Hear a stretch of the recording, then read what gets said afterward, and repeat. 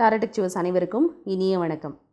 Group 2 தேர்வுகள் நடந்து முடிஞ்சிருந்தது. இதில் தமிழ் மொழித்தாள் தேர்வு அப்படின்றது ரொம்பவே கடினமான ஒரு பகுதியாக என்ன செய்யப்படுது அப்படின்னா பார்க்கப்பட்டிருந்தது. ஏன் அப்படின்னா 10ஆம் வகுப்பு தரம் தான் நமக்கு பாடத்திட்டம் அப்படின்னு கொடுக்கப்பட்டிருந்தாலும் 10ஆம் வகுப்பையும் தாண்டி 11ஆம் வகுப்பு 12ஆம் வகுப்பு இதிலெல்லாம் சிலபஸ் ஆஸ்பெக்டில் மட்டும் படித்தா போதும் அப்படின்ற மாதிரி ஒரு நிலை இருந்தது.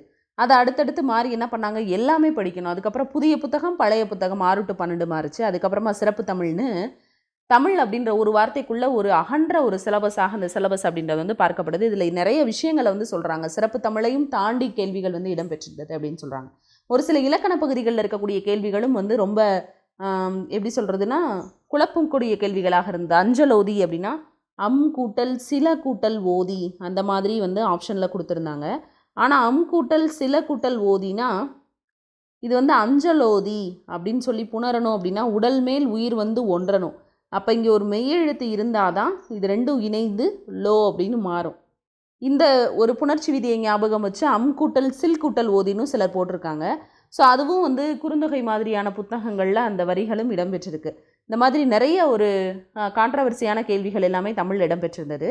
இதில் 37லேருந்து 38 வினாக்கள் பகுதி ஆலேருந்து மட்டுமே என்ன செய்யப்பட்டிருந்தது அப்படின்னா இடம்பெற்றிருந்தது. இந்த பகுதி அப்படின்றது ப்ரிலிம்ஸ் குரூப் 4 இந்த தேர்வு நோக்கில் மட்டும் இல்லாமல் குரூப் 2A 200 கேள்விகள் மெயின்ஸ் எழுதுகிறவங்க கட்டாய தமிழ்மொழி தகுதி தேர்வு தாள் இல்லாமல் 200 வினாக்கள் கொடுக்குறாங்க.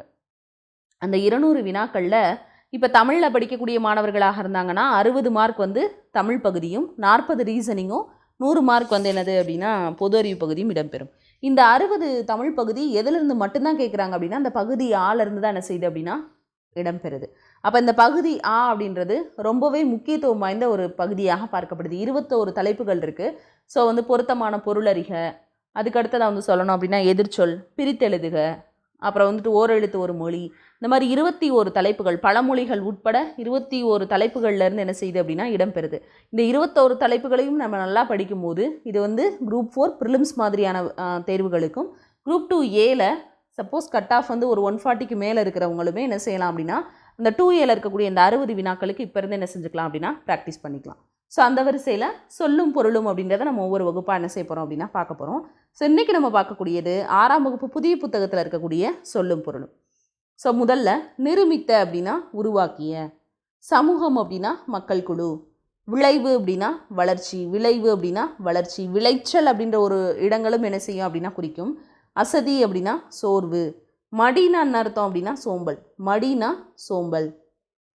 அடுத்ததா திங்கள் அப்படின்னா நிலவு, கொங்குனா மகரந்தம், அலர் அப்படின்னா மலர்தல், திகிரினா ஆணை சக்கரம், பொற்கோட்டு பொன்மயமான சிகரம், மேரு அப்படின்னா இமயமலைன்னு சொல்கிறாங்க. பொதுவாக வந்து மலையை வந்து வரை கோடு இந்த மாதிரியான பொருட்கள் எல்லாம் என்ன செய்வாங்க அப்படின்னா மலையை வந்து குறிப்பாங்க.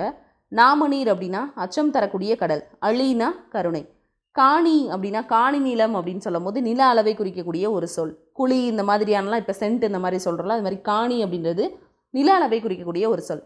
மாடங்கள் அப்படின்றது மாளிகையினுடைய அடுக்குகள். சித்தம் அப்படின்னா உள்ளம், இயன்றவரை முடிந்தவரை, ஒருமித்து ஒன்றுபட்டு, ஔடதம் மருந்து. இப்போ வந்து தலபுராணங்களை பாடுறதுல வல்லவராக இருக்கக்கூடிய மீனாட்சி சுந்தரனார் சொல்வார் நோய்க்கு மருந்து இலக்கியம்னு சொல்வார். இப்போ அதை நோய்க்கு ஔடதம் இலக்கியம் அப்படின்னு கூட கொடுக்கலாம். அதை சொன்னவர் யாருன்னா அப்போ இப்படிலாம் நம்ம கேள்வியே படிக்கிறே அப்படின்னு நினைக்கக்கூடாது. ஔடதம்னா மருந்து. மாசற அப்படின்னா குற்றம் இல்லாமல். இப்போ இதை நம்ம எப்படி பிரிப்போம், மாசு கூட்டல் அற அப்படின்னு பிரிப்போம். மாசு கூட்டல் அற. அப்போ இது எப்படி மாசற அப்படின்னு மாறுது. உயிர் வரின் இங்கே இருக்கக்கூடிய உகரம் என்ன செய்யும் அப்படின்னா மெய்யெழுத்தான இச்சை விட்டுட்டு ஓடிடும். அடுத்து உடல் மேல் உயிர் வந்து ஒன்றி என்னவா மாறுது அப்படின்னா இது வந்து மாசற அப்படின்னு மாறுது. அடுத்தது சீர்தூக்கின் அப்படின்னா ஒப்பிட்டு ஆராய்ந்தால், சீர்தூக்கின் அப்படின்னா ஒப்பிட்டு ஆராய்ந்தால். தேசம் நாடு, தேசம்னா நாடு. பார்னன்னு அர்த்தம் உலகம் அப்படின்னு அர்த்தம். தூற்றும்படி இகழும்படி, மூத்தோர் அப்படின்னா பெரியோர், சான்றோர் அப்படின்னு சொல்லுவாங்க, மேதைகள் அறிஞர்கள். மாற்றார் அப்படின்னா மற்றவர், மாற்றார் அப்படின்னா மற்றவர். நெறி வழி, வற்றாமல் குறையாமல், நன்றியறிதல், பிறர் செய்த உதவியை மறவாமை, ஒப்புரவு ஒப்பு கூட்டல் உறவு. இந்த உறவுன்னு போட்டிங்கன்னா அது தப்பாக போயிடும். ஒப்பு கூட்டல் உறவு அப்படின்றது இந்த உறவுனா அது தப்பு.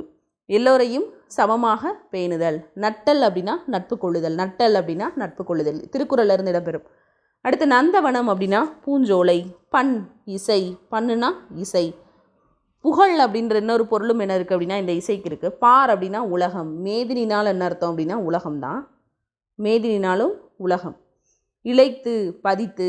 இப்போல்லாம் வந்து இந்த சுடுகாடு மாதிரியான விஷயங்களை வந்து அமங்கலத்தை நீக்கணும் அப்படின்றதுக்காக நன்காடு அப்படின்னு சொல்லுவாங்க.